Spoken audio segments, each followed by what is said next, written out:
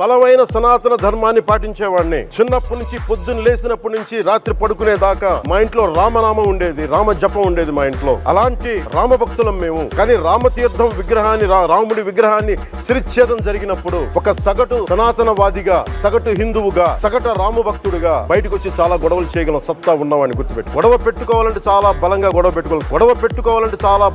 పెట్టుకోవాలి. నాకు అర్థం కాని విషయం ఏంటంటే పవన్ కళ్యాణ్ గారు బయటకు వచ్చి గొడవలు చేసే ధైర్యం ఉంది, దమ్ము ఉంది, దగ్గు ఉంది, ఆయాసం ఉందని చెప్తున్నారు కదా. అసలు ఫస్ట్ ఆఫ్ ఆల్ మీరు ఒక బాధ్యత కలిగిన ఉప ముఖ్యమంత్రి పదవిలో ఉండి బయటకు వచ్చి గొడవలు చేసే ధైర్యం ఉంది. గొడవ చేసేది ఏంటి అసలు? బయటకు వచ్చి గొడవ చేసి దొమ్మి చేస్తే మీకు రోడ్డు సైడ్ తిరిగే రౌడీలకి, గుండాలకి తేడా ఏంటి? మీరు రాజ్యాంగాన్ని గౌరవించట్లేదా? మీరు రాజకీయ నాయకుడిగా ప్రజలకి సేవ చేద్దామని వచ్చారా? లేదంటే ఇట్లా ఇన్స్టిగేట్ చేసే మాటలు మాట్లాడి బయటకు వచ్చి గొడవ చేసే ధైర్యం ఉంది? ఎందుకు గొడవ? ఎందుకు? తప్పు జరిగిందని తెలిస్తే అలా పట్టుకొని చట్టపరంగా శిక్షలు విధించవచ్చుగా.